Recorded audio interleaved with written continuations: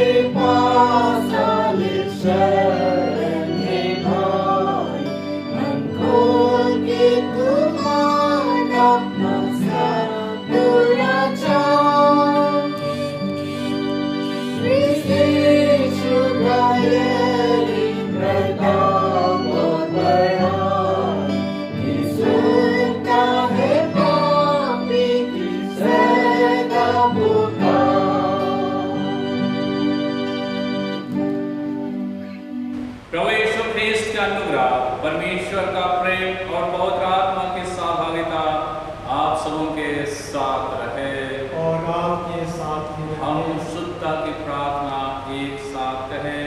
हे सर्वशक्तिमान परमेश्वर, तेरे सब सबके हृदय खुले हैं, तो सबके अभिलाषाओं को जानता है और तो इससे कोई भेद छिपा नहीं है। अपने पवित्र आत्मा की प्रेरणा से हमारे हृदय विचारों को शुद्ध कर, ताकि हम तुझसे पूर्ण रूप से प्रेम करें और योग्यता से तेरे पवित्र नाम की स्तुति करें, हमारे प्रभु यीशु ख्रीस्त के द्वारा। आमीन। हम स्तुति गान को एक साथ गाएंगे। स्वर्ग में परमेश्वर के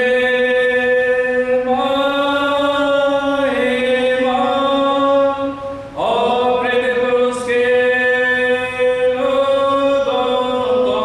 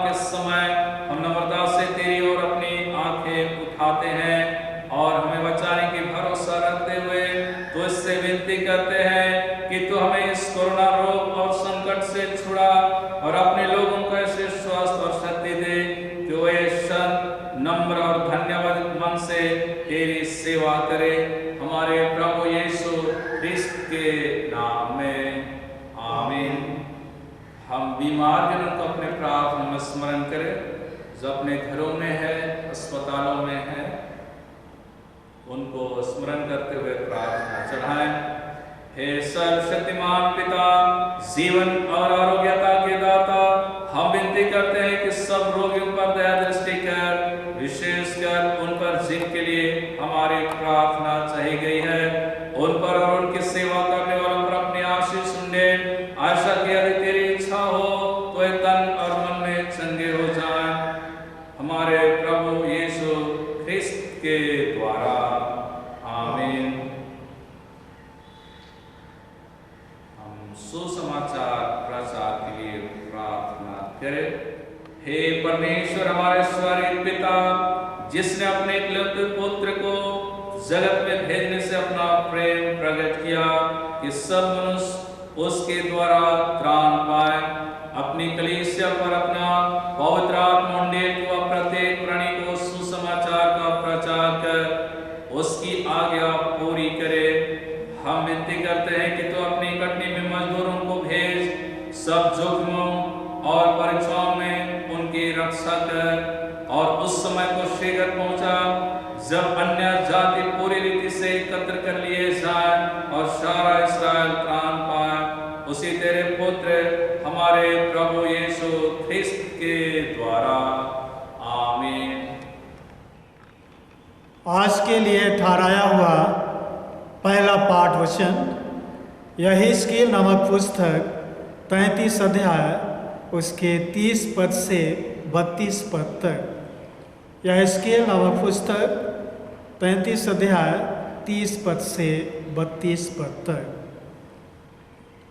लिखा है, हे मनुष्य के संतान, तेरे लोग दीवारों के पास और घरों के द्वारों में तेरे विषय में बातें करते और एक दूसरे से कहते हैं, आओ सुनो कि यहोवा की ओर से कौन सा वचन निकलता है।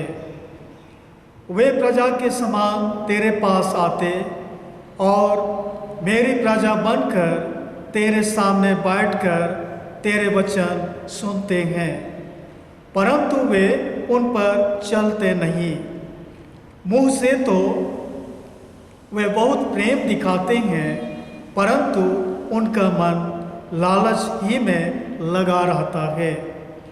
तो उनकी दृष्टि में प्रेम के मधुर गीत गाने वाला और अच्छा बजाने वाला सा ठहरा है, क्योंकि वे तेरे वचन सुनते तो हैं, परंतु उन पर चलते नहीं। यहाँ तक यह परमेश्वर का पवित्र वचन है। ईश्वर का धन्यवाद हो। आज के लिए ठहराया हुआ दूसरा पाठ वचन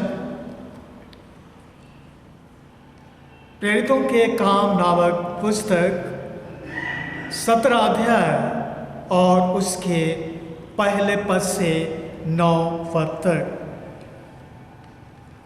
प्रेरितों के काम नामक पुस्तक अध्याय 17 पद संख्या 1 से 9 पद तक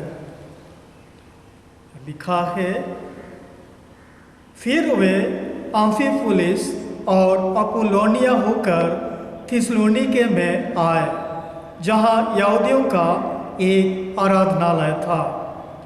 पौलुस अपनी रीति के अनुसार उनके पास गया और 3 सप्ताह के दिन पवित्र शास्त्रों से उनके साथ वाद विवाद किया और उनका अर्थ खोल खोल कर समझाता था कि मसीह को दुख उठाना और मरे हुओं में से जी उठना अवश्य था, और यही यीशु जिसकी मैं तुम्हें कथा सुनाता हूँ मसीह है। उनमें से कितनों ने और भक्त यूनानियों में से बहुतों ने और बहुत सी कुलीन स्त्रियों ने मान लिया और पौलुस और सिलास के साथ मिल गए, परंतु यहूदियों ने डाह से भरकर बाजारों लोगों में से कुछ दुष्ट मनुष्यों को अपने साथ में लिया और भीड़ इकट्ठी करके नगर में हुल्लड़ मचाने लगे और यासोन के घर पर चढ़ाई करके उन्हें लोगों के सामने लाना चाहा। उन्हें वहां ना पाकर वे यह चिल्लाते हुए यासोन और कुछ भाइयों को नगर के हाकिमों के सामने खींच लाए। ये लोग जिन्होंने जगत को उल्टा पुल्टा कर दिया है यहाँ भी आए हैं। यासोन ने उन्हें अपने यहाँ उतारा है। ये सब के सब यह कहते हैं कि यीशु राजा है और कैसर की आज्ञाओं का विरोध करते हैं। उन्होंने लोगों को और नगर के हाकिमों को यह सुनाकर घबरा दिया, इसलिए उन्होंने यासोन और बाकी लोगों से मुचलका लेकर उन्हें छोड़ दिया। यह परमेश्वर का पवित्र वचन है। परमेश्वर का धन्यवाद हो। हम गीत गाएंगे, गीत संख्या 151, 151।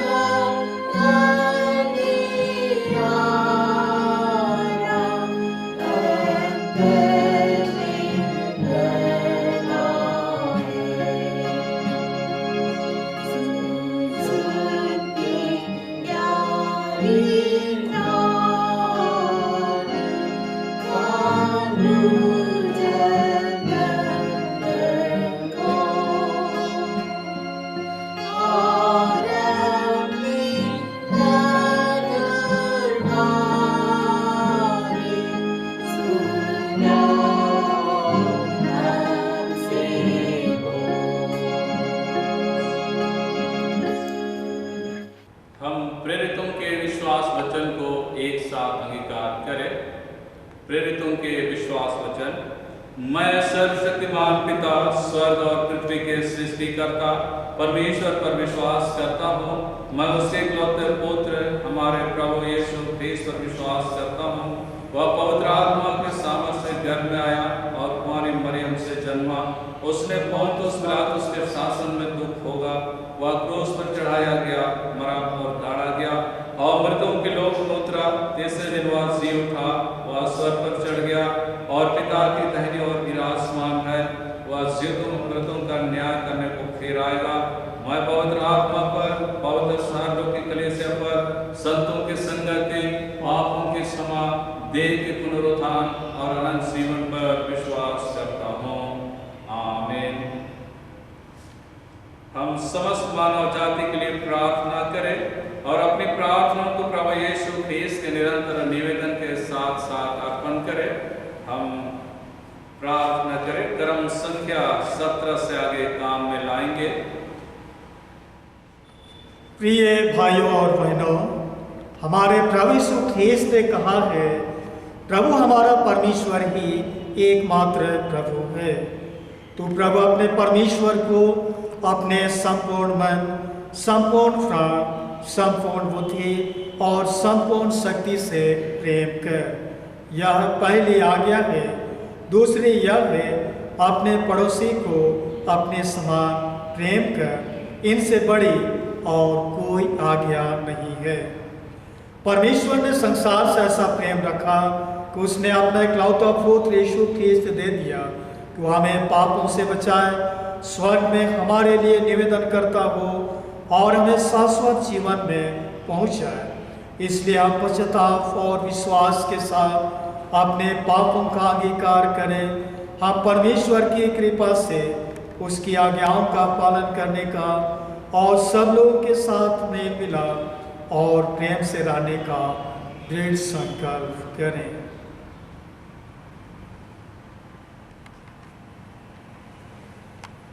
हम एक साथ प्रार्थना करें।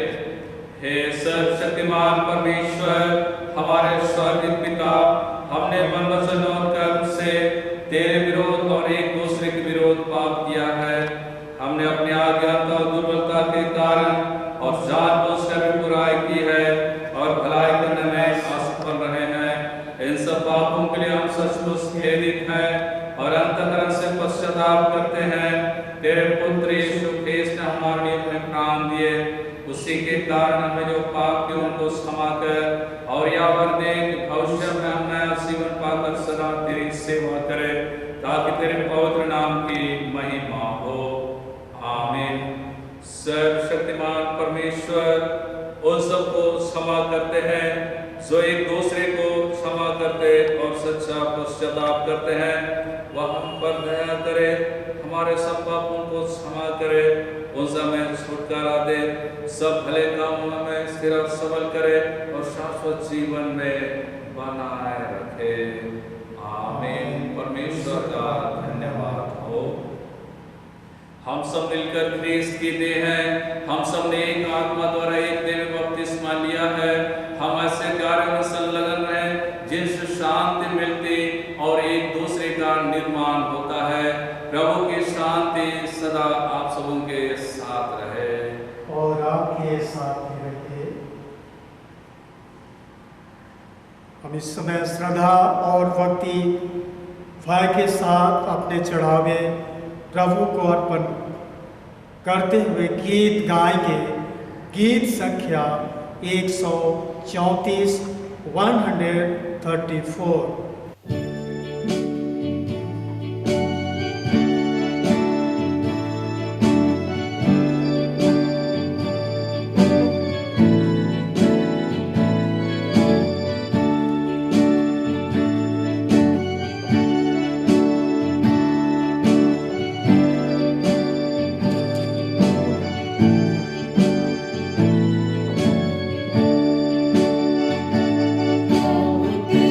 Now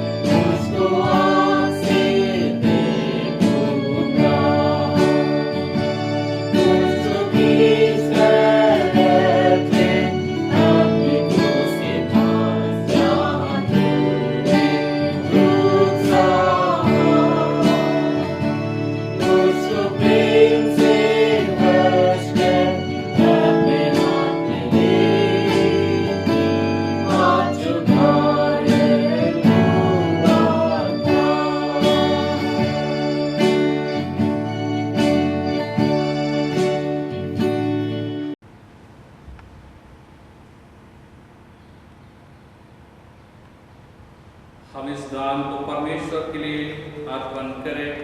परम पवित्र दयालु परमेश्वर, तो अपने लोगों को जो इस पृथ्वी पर है स्वर्गीय आशीषों को प्रदान करता है। आज जो कुछ भी हम सबों को तूने प्रदान किया, उसमें से हम अपने लियाकत के अनुसार समय समय पर भेंट दान तेरे नाम की महिमा के लिए अर्पण करते हैं। तेरे जीवित वचनों के प्रचार और प्रसार के लिए कार्य करते हैं, मुट्ठियों को खोलते हैं।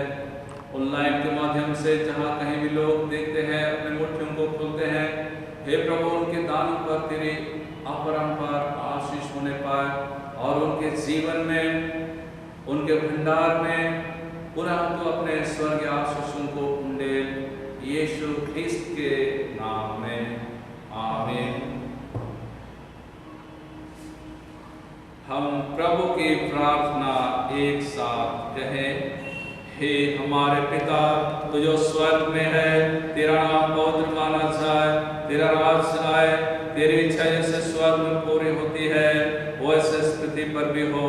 हमारे दिन भर की रोटी आज में दे, हमारे अपराधों को क्षमा कर जैसा हमने अपने अपराधियों को क्षमा किया है।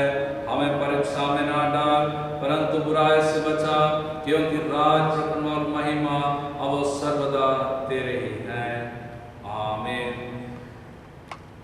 हम उन लोगों के लिए प्रार्थना करें जो पवित्र सेवकाई के निमित्त डीकन के पद पर और पुरोहित के पद पर अभिषेक होने वाले हैं। उन लोगों को अपनी प्रार्थना में स्मरण करें। और आज बिशप हापक थियोलॉजिकल कॉलेज और गोस्नर थियोलॉजिकल कॉलेज संयुक्त आज के दिन हुआ, इसके लिए भी हम प्रार्थना में चढ़ाएं। हे सर्वशक्तिमान परमेश्वर, तूने इस पृथ्वी पर मनुष्यों के सेवकाई को अद्भुत रीति से ठहराया। तू अपने पुत्र यीशु ख्रिस्त इस संसार में भेजा और स्वयं एक दास, एक सेवक का रूप धारण करके इस संसार के लोगों की सेवा की और अंततः आज कलीसिया में डीकन, पुरोहित के पद पर और बिशप के पद पर जो कार्यरत हैं, तेरे जीवित वचनों का प्रचार और प्रसार करते हैं, उनको तेरे हाथ में देते हैं। तो अपने स्वर्गीय आशीष प्रदान कर और जो पदाभिषेक होने वाले उम्मीदवार हैं, हे प्रभु, उनके विवेक को टटोल लीजिए। उनको तैयार किया गया है, फिर तैयार किया जा रहा है तेरे जीवित वचनों के माध्यम से। वे जिस दायित्व को लेने वाले हैं, ग्रहण करने वाले हैं, उस पद अभिषेक के माध्यम से तेरे भय में, पवित्र आत्मा में सामर्थवान होकर के उस झुंड की चरवाही करें जिसके लिए उनको नियुक्त किया जाएगा। हे प्रभु परमेश्वर, बिशप हापक थियोलॉजिकल कॉलेज और गोस्नर थियोलॉजिकल कॉलेज को भी तेरे हाथ में देते हैं। तो अपने सेवकों की तैयारी उस जगह से करते हैं, तो अपने लोगों की चरवाही के लिए उनको आत्मिक रीति से परिपूर्ण करता है। प्रभु, दिन प्रतिदिन उन्नति की ओर आगे बढ़ने में तो आप उन दोनों कॉलेज को सहायता और अगुवाई कर, यीशु ख्रिस्त के नाम में, आमीन। हम जन्मदिन और शादी सालगिरह अथवा सफलता प्राप्त करने के बाद या बीमारी से स्वस्थ होने के बाद उन लोगों को स्मरण करते हुए प्रार्थना करें। हे परम पवित्र पिता परमेश्वर, तो अपने लोगों को इस संसार में एक माँ के गर्भ से एक शिशु के रूप में, एक बालक बालिका के रूप में भेजा है, जिनका जन्मदिन हम सभी मना रहे हैं। उनको तेरे हाथ में देते हैं। तो आपने गत समय उनके साथ भलाई किया और इस नए वर्ष में जब प्रवेश करते हैं, नए वर्ष में अपने कदमों को रखते हैं, तो आप उनके साथ हो, उनके कार्यों को सफल कर और उनके जीवन को बहुतायत का आशीष प्रदान कर, यीशु ख्रिस्त के नाम में, आमीन। हे पिता परमेश्वर, जो पवित्र विवाह के द्वारा से पति पत्नी होने को तूने चुन लिया और इस समय दाम्पत्य जीवन के रूप में जोड़े गए हैं और उनके जीवन में तूने बहुतायत के दृश्य अदृश्य आशीषों को नेला है। वे आनंद और खुशी के साथ दाम्पत्य जीवन में बंधे रहे और तेरे नाम की महिमा करते रहे, यीशु ख्रिस्त के नाम में, आमीन। हे प्रभु, मनुष्य मेहनत करता है और उसमें सफलता देने वाला तो आप ही है, ज्ञान देने वाला, शक्ति देने वाला ईश्वर तो आप है। जिन लोगों को तूने सफलता प्रदान की है अपने जीवन में विभिन्न क्षेत्रों में, उनको तू आप ही संभाल और उनको तू आप उत्तम मार्ग पर अगुवाई कर, यीशु ख्रिस्त के नाम से, आमीन। हे दयालु परमेश्वर, जो रोग और दुख के बिछौने पर पड़े हुए थे, परंतु हम हर एक की प्रार्थनाओं को सुना है और तो अपने सामर्थ्य को उनके जीवन पर प्रकट किया है, वह स्वस्थ हो गए हैं और हृदय से तो उसको धन्यवाद देते हैं। होने दे प्रभु, गत समय रोग और दुख के बिछौने पर पड़े हुए थे, रोते बिलखते तड़पते थे, तब तूने उनकी उस दुर्दशा को देखा, दुख को देखा, रोने की आवाज को सुना, प्रार्थना को सुना और तूने उन सारे लोगों को स्वस्थ जीवन प्रदान किया है। हम इसके लिए भी तेरा धन्यवाद करते हैं। वह आप स्वस्थ है, जीवित उनके बीच में है, तो उसको महिमा मिलने पाए, यीशु ख्रिस्त के नाम में, आमीन। परमेश्वर की शांति जो सारे समझ से परे है, परमेश्वर और उसके पुत्र हमारे प्रभु यीशु ख्रिस्त के ज्ञान और प्रेम में आपके हृदय और विचारों को सुरक्षित रखे और सर्वशक्तिमान परमेश्वर पिता की, परमेश्वर पुत्र की, परमेश्वर पवित्र आत्मा के आशीष आप पर हो और आप सबों के साथ सदा सर्वदा बनी रहे, आमीन। शांति से पूर्ण होकर जाइए, प्रभु से प्रेम रखिए और उसकी सेवा कीजिए, ख्रिस्त के नाम में, आमीन। गीत गाएंगे, गीत संख्या 144, 144। Oh,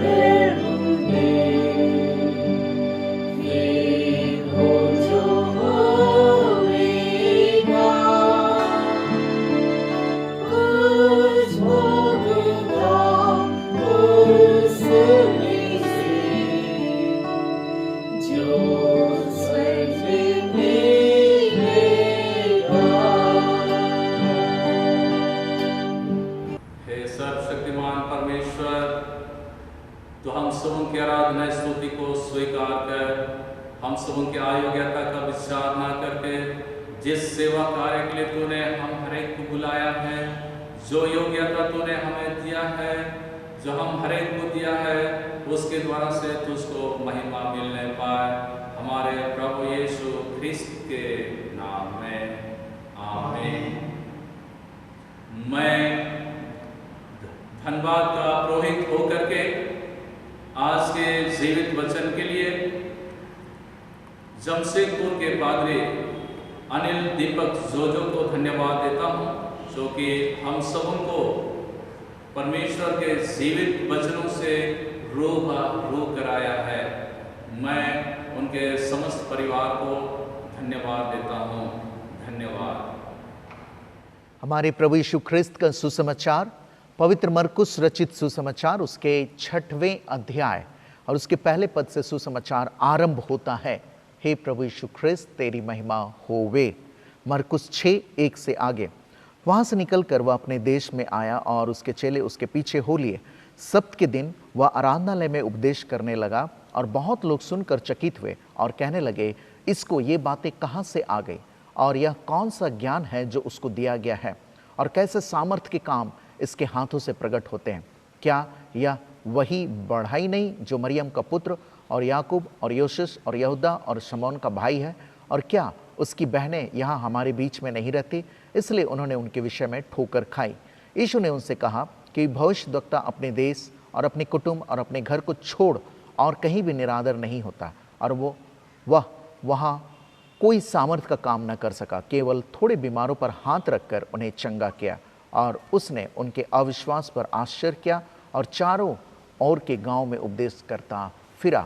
यह प्रभु यीशु ख्रिस्त का सुसमाचार है। हे प्रभु यीशु ख्रिस्त तेरी स्तुति होवे। आप सभी को जमशेदपुर पास्त्रित के सभी विश्वासियों की ओर से धन्यवाद। पास्त्रित के सभी विश्वासियों को साप्रेम यीशु सहाय। मैं धन्यवाद देता हूँ परमेश्वर का, जिसने अवसर दिया कि हम लोग एक दूसरे से बातचीत करें। ये टेक्नोलॉजी आई जिसके द्वारा हम सब एक दूसरे को देख सकते हैं, सुन सकते हैं। परमेश्वर का धन्यवाद हो। धन्यवाद हो हमारे आपके धनबाद पास्त्रित के पेरिस पुरोहित रेवरेंड थॉमस बजराय और डिकन लंगबोदरा साहब, उनको दोनों को बहुत बहुत धन्यवाद, क्योंकि उन लोगों के वजह से, उनकी इच्छा से हम सब आज एक दूसरे से मिल पा रहे हैं। परमेश्वर की बड़ाई और प्रशंसा के लिए आज का जो विषय है मेरे प्रियो, वो यह है कि परमेश्वर के संदेश वाहकों का स्वागत और तिरस्कार दोनों होता है। और आज विशेष दिन भी है कि BHTC और GTC का ज्वाइंट वेंचर, और BHTC यानी कि बिशप हबर्ग थियोलॉजिकल कॉलेज और GTC का मतलब है गॉसनर थियोलॉजिकल कॉलेज जो रांची में है, इन दोनों का 8 अगस्त 1988 में ये संयुक्त रूप से मिलकर पढ़ाने, धर्म विज्ञान के कार्यों में आगे बढ़े। और आज तक जितने भी पुरोहितों ने डिग्री ली है वहीं से ली है। BTH की डिग्री, बैचलर ऑफ थियोलॉजी की डिग्री वहीं से इन्होंने ली है। तो परमेश्वर से हम लोग प्रार्थना करें, दुआ करें कि धर्म विज्ञान से संबंधित कॉलेज और आगे बढ़े, अपग्रेड हो, ताकि धर्म विज्ञान जो थियोलॉजिकल एजुकेशन जो कि सेवकाई की रीढ़ की हड्डी है वह मजबूत बनी रहे। जरूर प्रार्थना कीजिए। और BHTC को, बिशप हबर्ग थियोलॉजिकल कॉलेज को अपने दानों में से, अपने अंश दान में से उसे जरूर मदद कीजिए। मैं महसूस करता हूँ कि थियोलॉजिकल एजुकेशन को और मजबूत होना चाहिए और ताकतवर बनना चाहिए, जिससे परमेश्वर के दासों को डिग्री मिलेगी, उनका डिग्री अपग्रेड होगा, तब वे आज के संदर्भ में कलीसिया की अगुवाई कर सकेंगे, कलीसिया के विश्वासियों की सेवकाई कर सकेंगे। कितना अच्छा हो अगर हम सब मेरे प्रियो अपने अपने परिवार होकर के कुछ अपने विवेक में जो भी रकम होता है उससे ठान लिया करें। हर एक महीने उसे आप अपने जगह जमा करें और साल के अंत में आप बिशप हबर्ग थियोलॉजिकल कॉलेज को, छोटा नागपुर डायसिस को जरूर दे दें। वो बहुत बड़ा काम और बहुत बड़ी मदद होगी। हम सब मरकुस 6:1 से 6 की ओर बढ़ते हैं और जो विषय है उसी पर हम लोग बातचीत करेंगे। मरकुस 6:1 जहाँ से लिखा हुआ है कि वहाँ से निकलकर वह अपने देश में आया और उसके चेले उसके पीछे हो लिए। ये आपको मरकुस में तो मिला ही मिला है, मत्ती 13 अध्याय 54 से 58 में भी यह मिलेगा, और लुक्का 4:16 एवं 23 पद में भी ये इसका जिक्र मिलेगा। अपने देश यानी कि नासरत को वह गया, अपने होम टाउन में वह गया। दूसरा पद कहता है कि सब्त के दिन यानी कि विश्राम के दिन वह आराधनालय में उपदेश करने लगा। यह आराधनालय यहूदियों का सिनागोग, यहूदियों की आराधनालय है, वहाँ पर उपदेश करने लगा। देखिएगा मरकुस 5वें अध्याय में भी यही चीज़ है, लुक्का 4थे अध्याय में भी यही है। जब उसने सेवकाई का आरंभ किया तो आराधनालय में यहूदियों के सिनागोग में वह पाठ पढ़ा था, लुक्का 4 में वो लिखा हुआ है। तो बहुत से लोग यीशु मसीह के उपदेश को सुनकर चकित हुए और कहने लगे कि इसको ये बातें कहाँ से आ गई और यह कौन सा ज्ञान है जो इसको दिया गया है और कैसे सामर्थ्य के काम इसके हाथों से प्रकट होते हैं। बहुत से लोग सुनकर चकित हुए। चकित के लिए यूनानी भाषा में जो लिखा गया है एक प्लेसो और इंग्लिश में तो अमेज्ड लिखा हुआ है।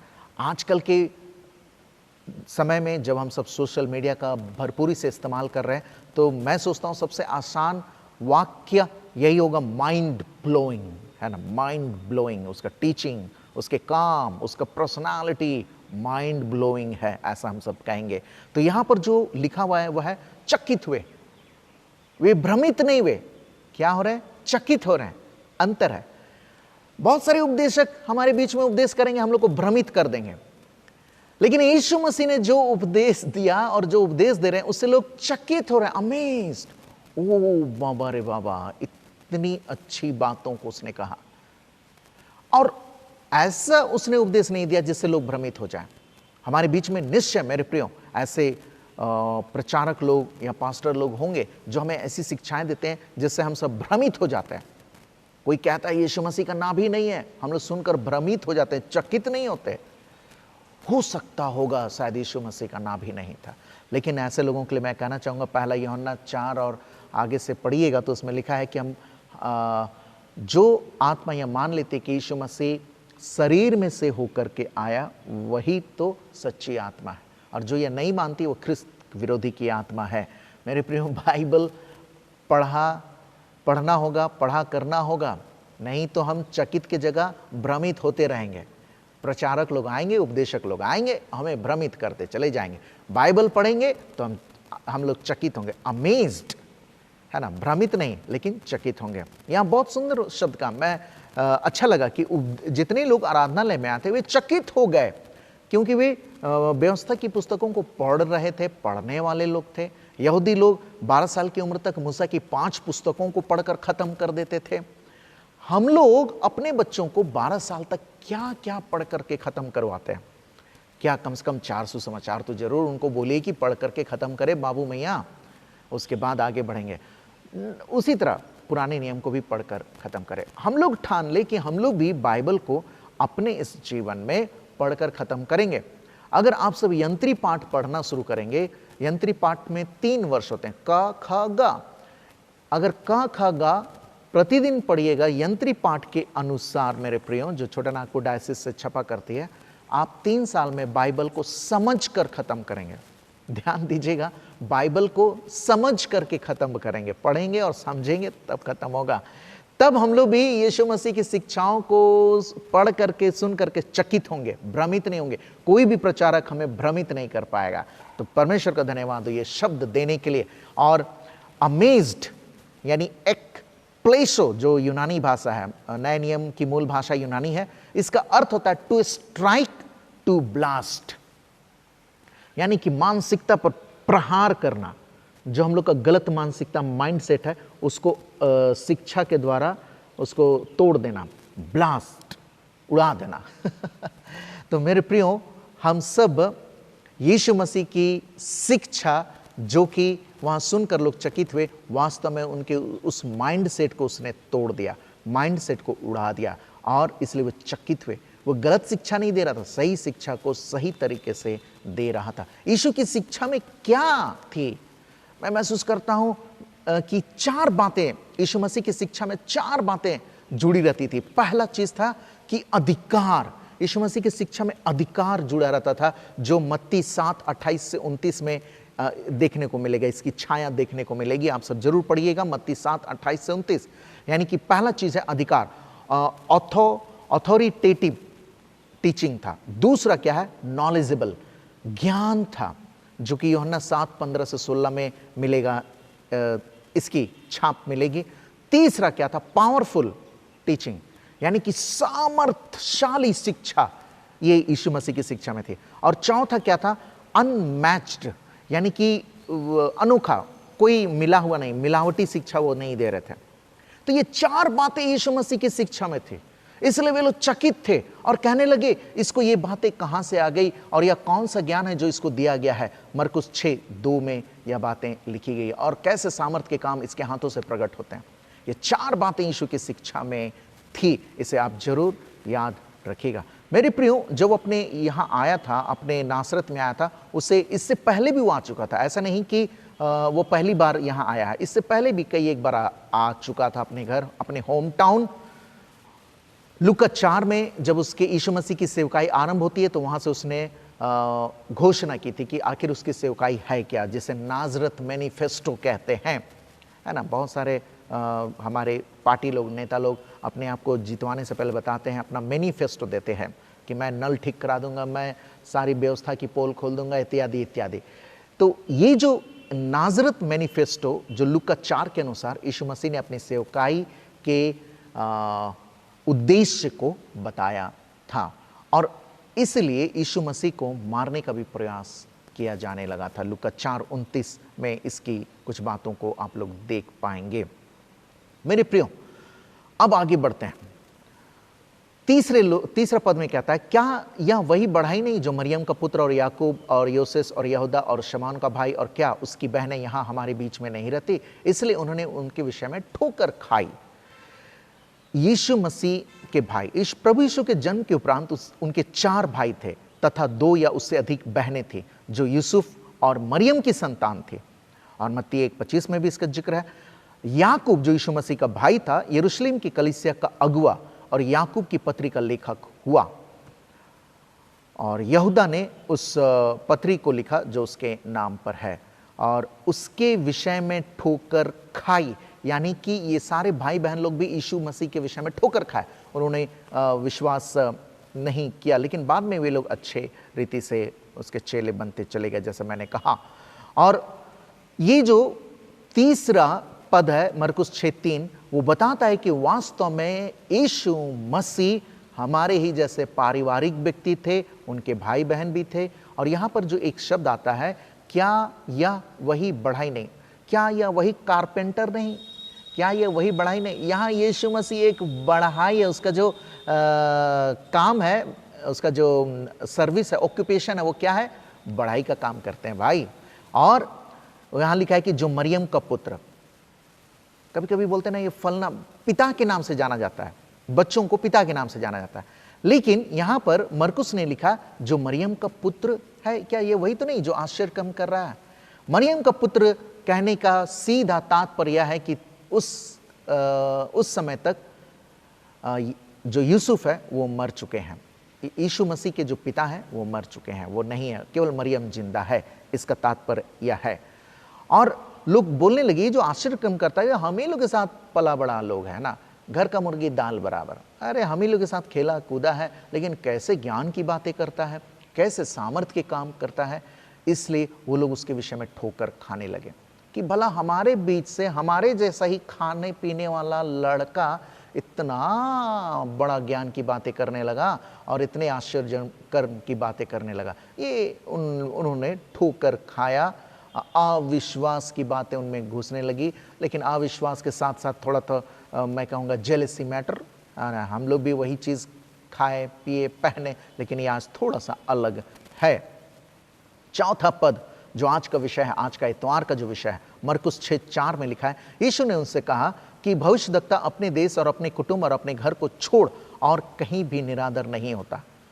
तो आज का विषय है कि परमेश्वर के संदेश वाहकों का स्वागत और निरादर दोनों होता है। स्वागत और निरादर, मैं इसको ऐसे भी समझता हूँ, सरलता से स्वागत और निरादर इसलिए भी होता है क्योंकि हम जिस समाज में रहते हैं, जिस भीड़ में रहते हैं, वहाँ पर विश्वासी लोग भी हैं, अविश्वासी लोग भी हैं। विश्वासी लोगों के द्वारा स्वागत, अविश्वासी लोगों के द्वारा निरादर। सो ये स्वाभाविक है। मेरे पिता कहते थे, यदि तुम पादरी बनना चाहते हो तो एक बात को सोच लो, अगर तुम दुनिया का सबसे गिरा हुआ या खराब गाली सुन सकते हो तो बनना पादरी, नहीं तो मत बनना। जब ये उपदेश दे रहा हूं, मेरे दिमाग में वो बातें घूम रही हैं। मेरे प्रिय, सच में एक पुरोहित होने के नाते, परमेश्वर के दास होने के नाते, सब के लिए परमेश्वर का अनुग्रह लाने के माध्यम हम लोगों को बनना है, और सभी विश्वासियों को भी। तभी हम परमेश्वर के पुत्र यीशु मसीह के स्वभाव का प्रदर्शन करेंगे। याद रखिए, आप और हम यीशु मसीह के स्वभाव के प्रदर्शन करता है। आज हमें उसका प्रदर्शन करने के लिए जीवित रखा गया। कोरोना महामारी के बीच में भी अगर आप और हम जीवित हैं, इसलिए कि यीशु मसीह के स्वभाव, यीशु मसीह की शक्ति, यीशु मसीह के सामर्थ का प्रदर्शन करने के लिए।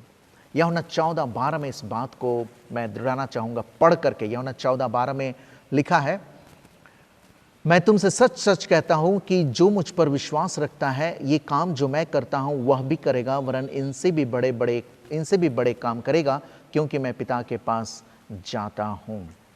कितनी अद्भुत प्रतिज्ञा प्रभु यीशु ने की। यदि कोई मुझ पर विश्वास करता है, ये काम जो मैं कर रहा हूँ वो भी करेगा, लेकिन मुझसे भी बड़े बड़े काम करेगा। तो याद रखिए, कोरोना महामारी में अगर आप और हम जीवित हैं तो इसलिए कि परमेश्वर के पुत्र प्रभु यीशु के सामर्थमयी सामर्थशाली कार्यों को करने के लिए, उसका प्रदर्शन करने के लिए जीवित हैं। जी हाँ मेरे प्रियो, और ये होगा हम सबसे। कब होगा? जब हम अपनी संगति से अविश्वासी लोगों को हटाएंगे। जब हम ये तय करेंगे कि मेरी संगति में वैसे लोग नहीं हो जो यीशु मसीह के अस्तित्व को नहीं मानते, जो कलीसिया का निरादर करते हैं, पासबानों का निरादर करते हैं, हम ऐसे लोगों को हटाएंगे। जो ठट्ठा करते हैं उन लोगों को हटाएंगे। क्यों हटाना जरूरी है? मरकुस 5:40 में यीशु मसीह ने यही किया।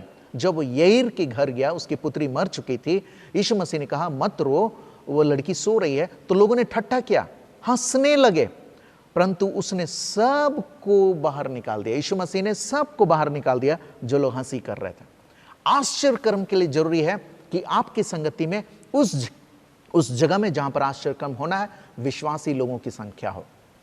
विश्वास करने ही के द्वारा हम सब सामर्थ के कामों को देख सकेंगे। मरकुस 5:21 से आप 43 तक पढ़ेंगे। बड़ा सुंदर दो बड़ी घटनाएं हैं। एक जो 12 साल की स्त्री थी, जो लहू बहने का रोग था, उसने यीशु पर विश्वास किया, उसके वस्त्रों को छुआ और चंगी हो गई। यईर की पुत्री जो 12 साल की थी, वह यईर के विश्वास के द्वारा, उसके पिता के विश्वास के द्वारा चंगी हो गई। 12 साल से लहू बहने का रोग और 12 साल की लड़की।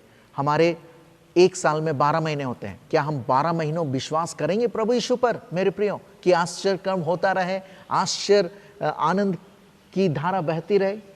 करेंगे। जी हाँ मेरे प्रियो, निश्चय करेंगे। साल के 12 महीने हम सब यीशु मसीह पर विश्वास बनाए रखेंगे। धन्यवाद।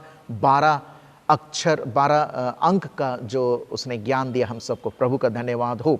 तो ये यहां पर प्रभु यीशु ने जो 4 पद में उसने कहा कि एक भविष्यद्वक्ता, परमेश्वर का दास, अपने देश, अपने कुटुंब और अपने घर को छोड़ और कहीं भी निरादर नहीं होता। मेरे प्रियो, हम ये ठान ले कि यीशु मसीह ने जिन बातों को कहा है कि एक भविष्यद्वक्ता अपने देश में, अपने कुटुंब और अपने घर को छोड़ कहीं भी निरादर नहीं होता, सावधान और सचेत हो जाएं। क्या हम अपने घर के प्रचारकों को, अपने घर के पुरोहितों को, अपने घर के परमेश्वर के काम करने वाले, कलीसिया के काम करने वाले व्यक्तियों का अनादर करते हैं?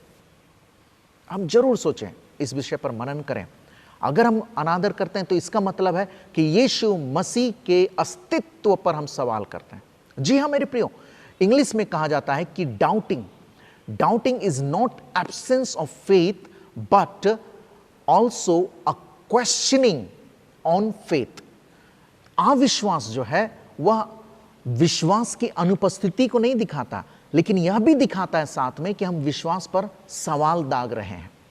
इसलिए इसे याद रखिएगा मेरे प्रियो कि हम क्या कर रहे हैं। जैसे मत्ती 14:31 में पतरस पानी पर चला विश्वास से, डूबा अविश्वास से।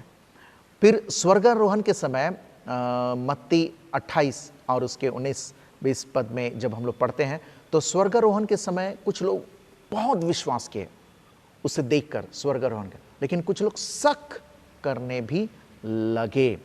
और अगर हम सब जल्दी से पहला तिमोथी 1:12 अगर पढ़ें तो पहला तिमोथियुस 1:12 यहाँ क्या लिखा है, और मैं अपने प्रभु मसीह यीशु का जिसने मुझे सामर्थ्य दी है धन्यवाद करता हूं कि उसने मुझे विश्वास योग्य समझकर अपनी सेवा के लिए ठहराया। मेरे प्रियो, कितनी सुंदर बात है कि यीशु मसीह ने मुझे विश्वास योग्य समझकर अपनी सेवा के लिए ठहराया। मेरे प्रियो, आप और हम को यीशु मसीह ने चुना। यूहन्ना के सुसमाचार उसके 15:16 पद में कहता है कि तुमने मुझे नहीं चुना लेकिन मैंने तुम्हें चुना है, तुम्हें ठहराया है कि तुम फल लाओ। मेरे प्रियो, यीशु मसीह ने हम सबको चुन लिया, तो क्या हम उसके चुने जाने को ध्यान नहीं देंगे?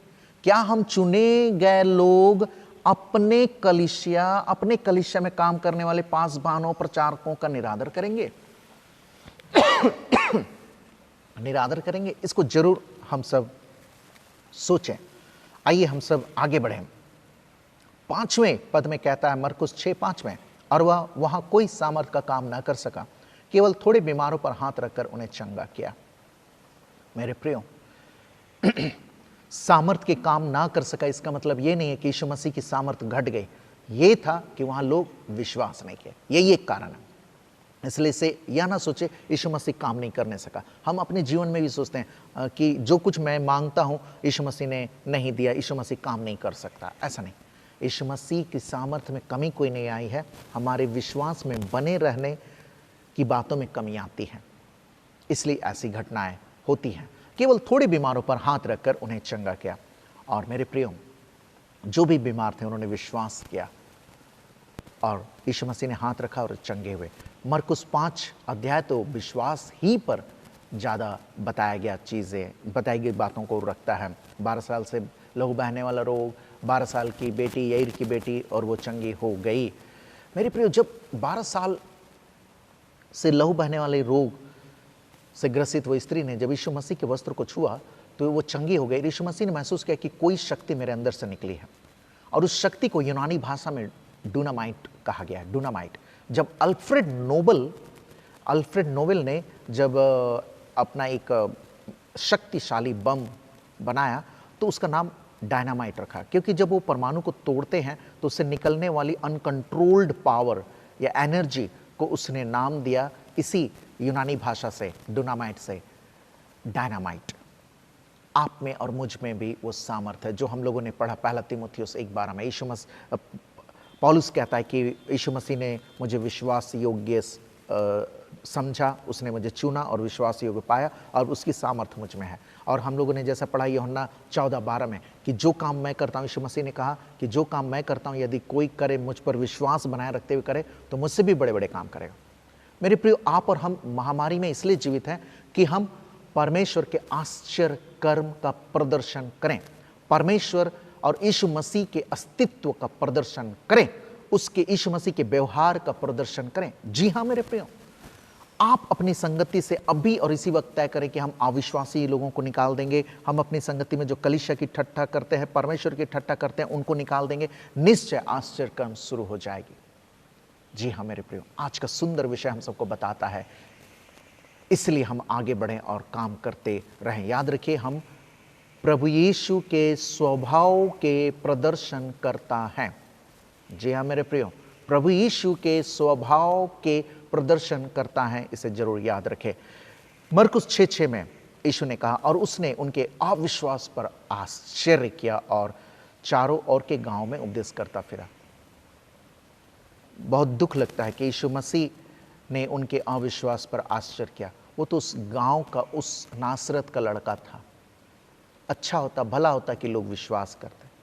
और नासरत में भी उसने बहुत सारे आश्चर्यजनक काम किए, लेकिन जब जब अविश्वास हुआ वह काम वहाँ पर आश्चर्यजनक काम नहीं हो पाया अविश्वास के कारण। विश्वास के द्वारा हम प्रभु यीशु को चलता फिरता महसूस करते हैं। मैं एक होमवर्क देता हूँ, ग्रीक कार्य जो रोमियो की पत्री में लिखा हुआ है कि जब कभी विश्वास ही के द्वारा यीशु मसीह का लहू कार्यकारी होता है, विश्वास ही के द्वारा यीशु मसीह का लहू कार्यकारी होता है। रोमियो की पत्री में है, इसे जरूर खोजिएगा। होमवर्क, एक अच्छा टीचर होमवर्क देता है, जो होमवर्क नहीं देता वो अच्छा शिक्षक बिल्कुल नहीं होता। हम सब ये महसूस करते हैं।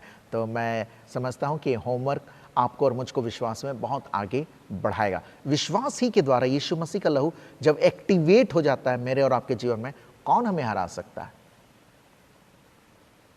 कौन हमें निराशा की ओर ले जाएगा? कोई नहीं। तो यीशु मसीह के लहू को एक्टिवेट बनाएं, एक्टिवेट करके रखिए, जीवन भर उसे एक्टिव बनाकर रखिए, ताकि आप और हम इस समय में भी मेरे प्रियो प्रभु यीशु के स्वभाव और प्रभु यीशु के सामर्थ का प्रदर्शन करते रहे। प्रभु आप सबको बहुतायत की आशीष दे। आमीन। प्रार्थना करें। जीवित यीशु, धन्यवाद, तूने बाइबल में 3000 से भी ज़्यादा प्रतिज्ञाओं को लिखा।